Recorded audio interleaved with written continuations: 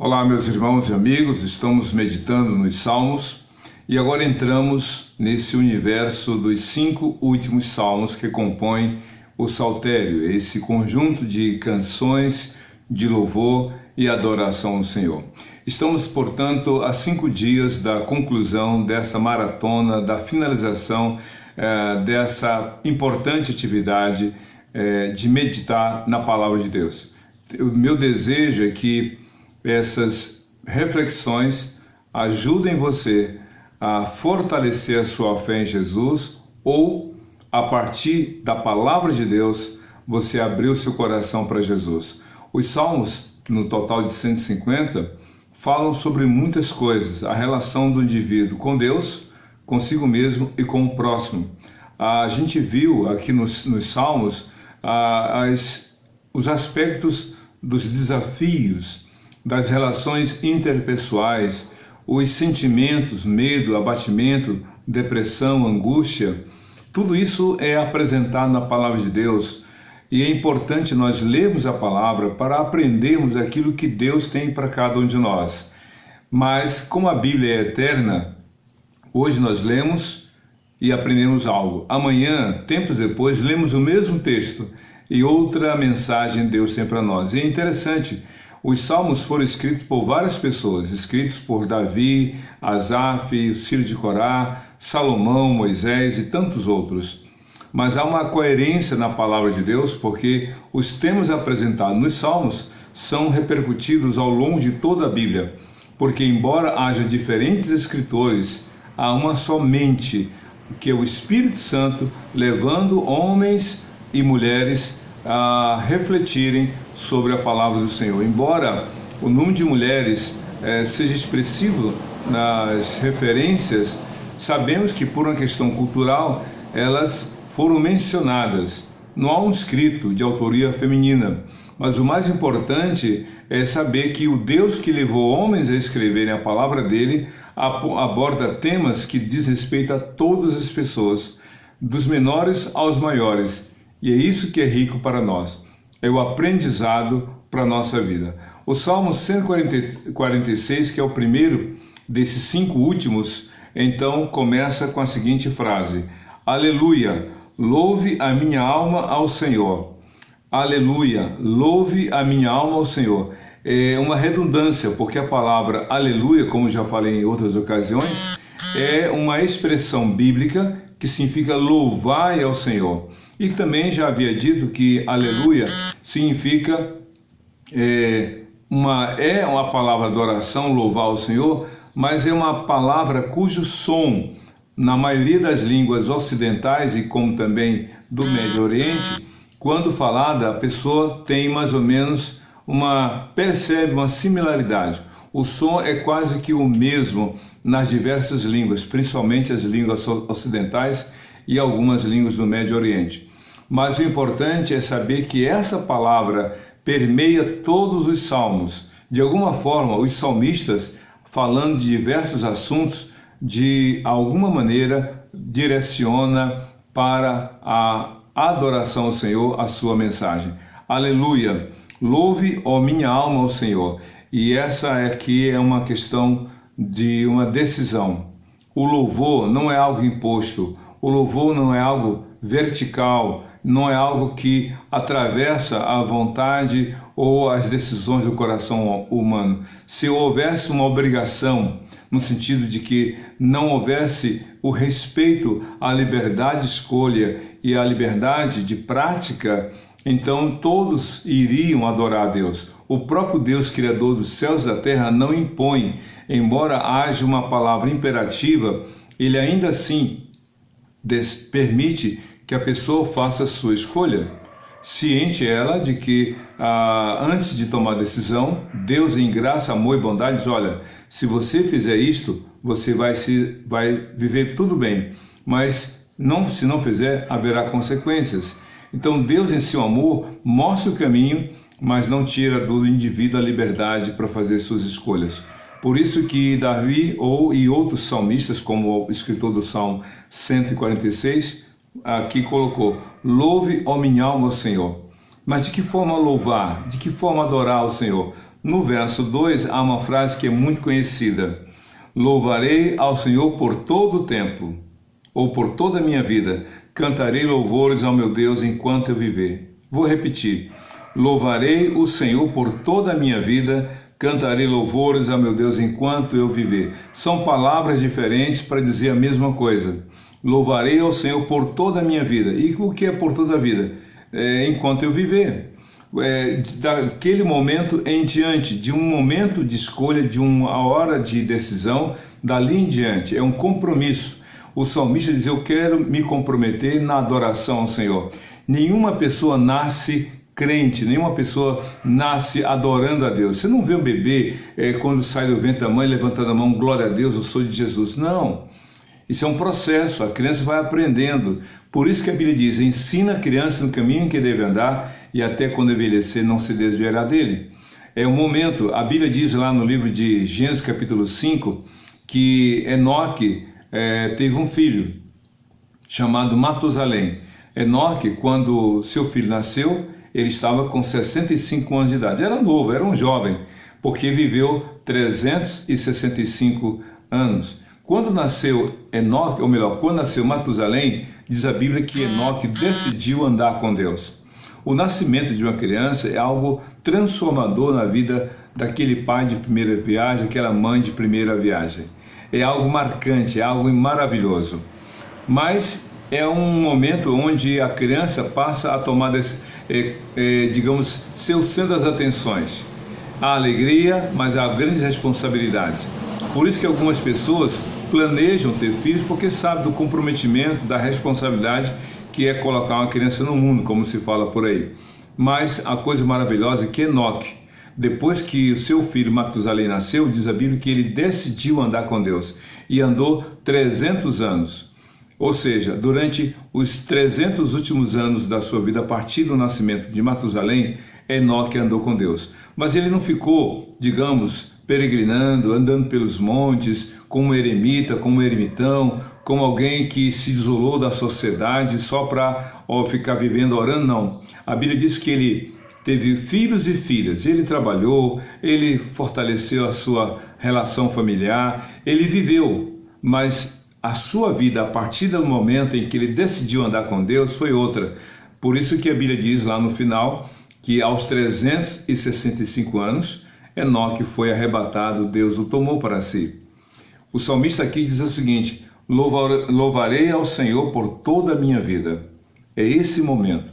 Muitas pessoas na pandemia tomaram decisões importantes. Algumas disseram: nunca mais vou ler a Bíblia, nunca mais vou orar, nunca mais vou à igreja. Decisão porque há um comprometimento, há uma consequência dessas escolhas. Por outro lado, outras pessoas tomaram decisões mais importantes a partir da sua vivência com Deus na pandemia. Vou orar mais, vou cantar mais, vou à igreja assim que o tempo for liberado, eu vou servir mais ao Senhor. Ainda que eu esteja limitado, em quarentena, em isolamento, a palavra de Deus não está em quarentena, a palavra não está limitada, a palavra de Deus não está sofrendo distanciamento espiritual. Eu vou compartilhar. Louvarei o Senhor por toda a minha vida, cantarei louvores ao meu Deus enquanto eu viver. Enquanto você tem vida, escolha realmente louvar a Deus. Não espere o melhor momento. Quando a pandemia passar, eu vou orar. Quando a quarentena passar, eu vou buscar Deus. Quando houver vacina, eu vou me consagrar. Sabe, eu vou dizer uma coisa para você. Tem uma frase que me chama muita atenção.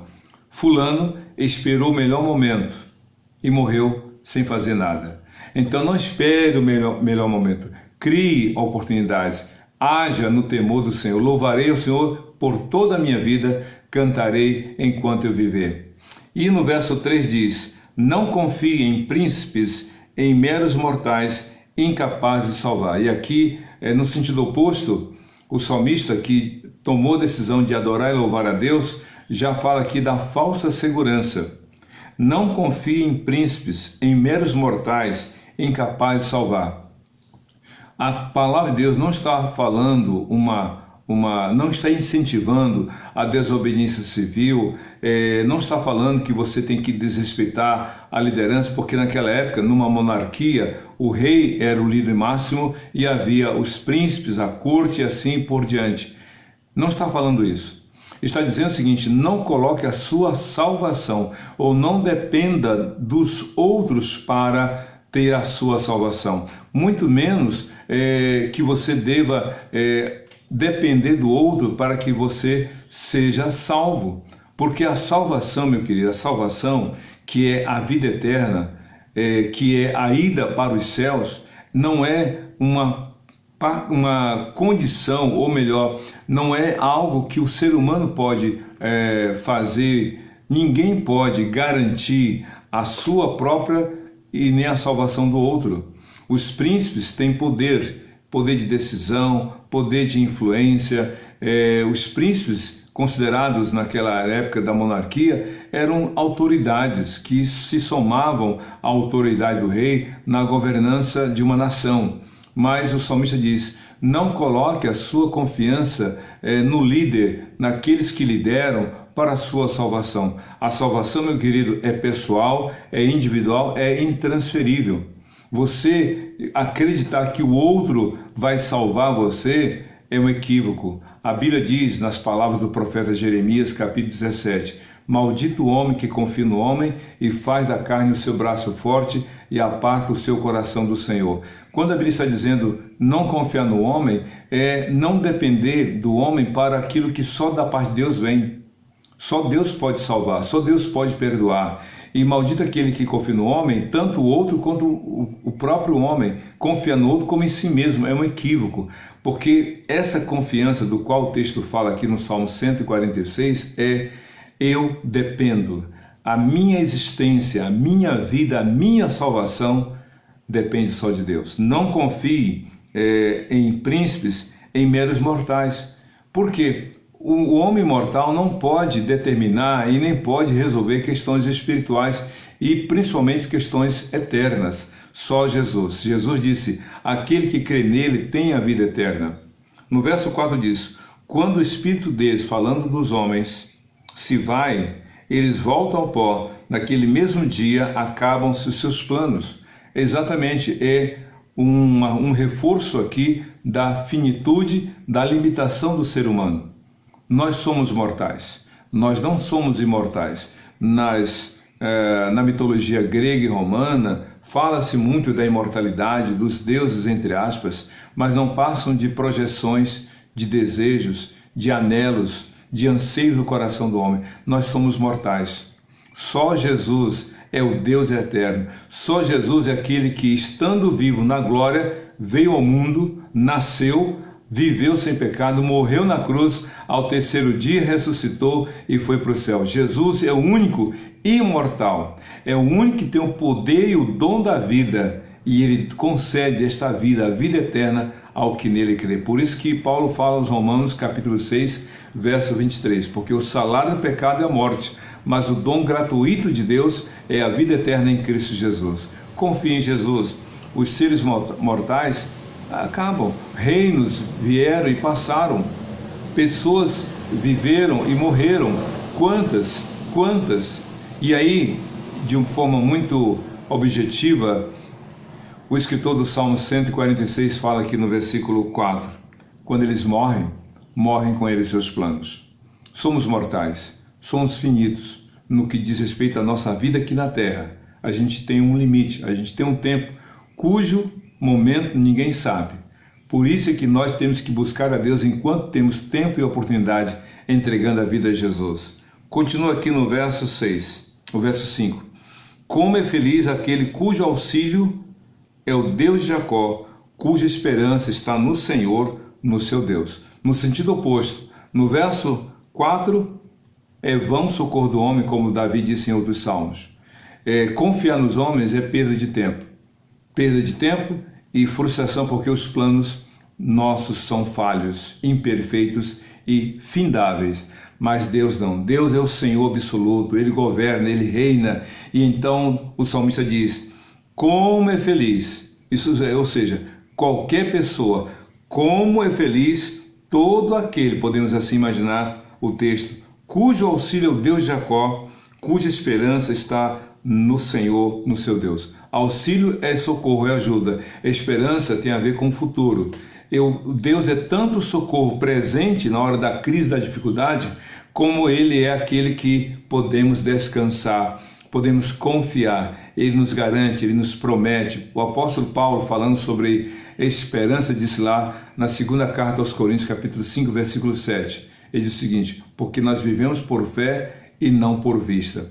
Andamos não pelo que vemos, mas pelo que cremos. E o que nós cremos? No que Deus prometeu na sua palavra em Cristo Jesus. E continua aqui no verso 6, que fez os céus e a terra, o mar e tudo que neles há, e que mantém a sua fidelidade para sempre. Aqui está falando exatamente desse poder que Deus tem. Em quem você vai confiar? No homem falho e imperfeito, cujos planos são limitados, ou naquele que criou os céus e a terra e tudo mais? Claro, no Senhor que fez os céus e a terra e que age de forma poderosa para conduzir todos que nele confiam. No verso 7 diz assim: Ele defende a causa dos oprimidos e dá alimento aos famintos. Deus é todo poderoso. Ele nos criou e ao mesmo tempo Ele nos sustenta. Ele provê para a vida de cada um de nós o que é necessário. E continua no verso 7. O Senhor liberta os presos. O Senhor, no verso 8, dá vida aos cegos. O Senhor levanta os abatidos. O Senhor ama os justos. E aqui nós nos lembramos com essas palavras do Salmo, ou melhor, de Isaías, capítulo 61, que eu vou ler aqui para nós vermos como há uma coerência bíblica.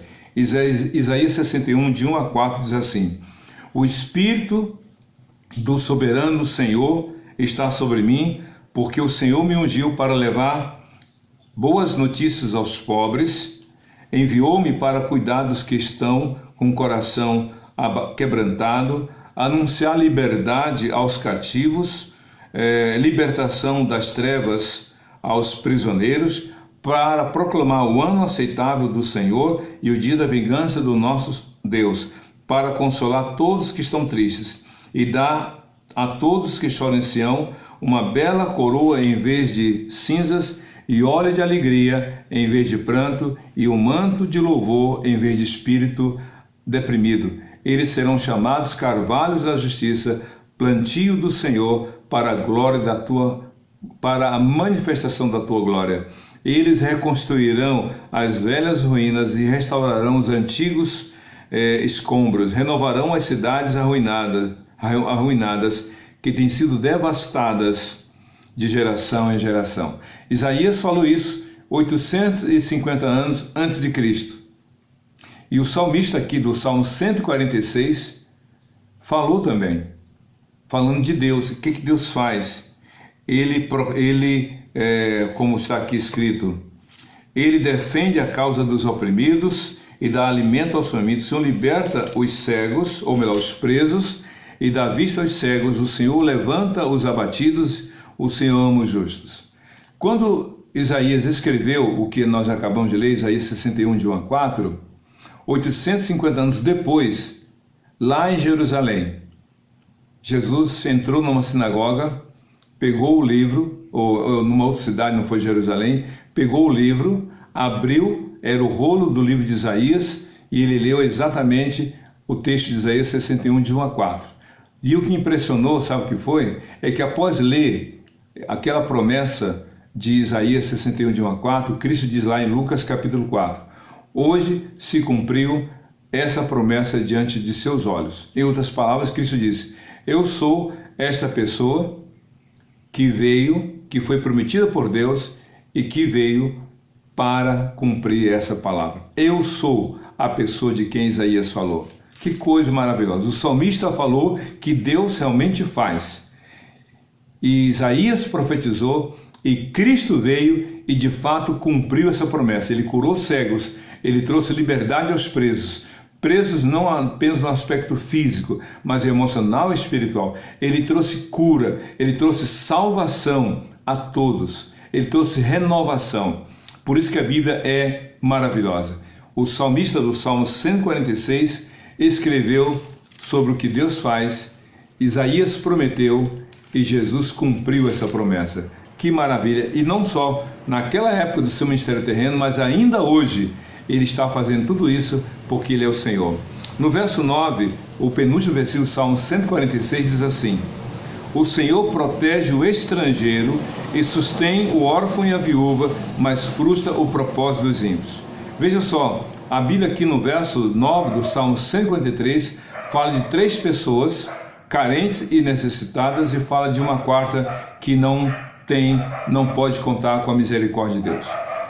Ele fala de 3 pessoas necessitadas: o estrangeiro, o órfão e a viúva.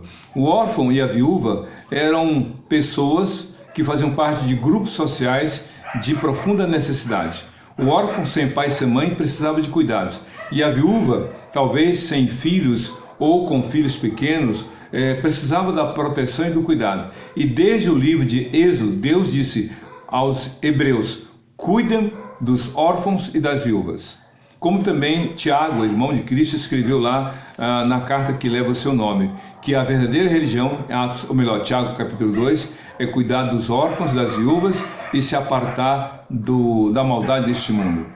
Então, órfãos e viúvas eram pessoas que viviam naquela sociedade, como hoje existem, e que precisavam da atenção. A verdadeira demonstração de amor é cuidar, é louvar a Deus, é amar o próximo e cuidar dos necessitados. E quanto ao estrangeiro, quando Deus estava instruindo os hebreus a entrar na terra prometida, através de Moisés, a mensagem foi clara: lembrem-se, tratem bem o estrangeiro, eu ordeno, disse o Senhor. Sabe por quê?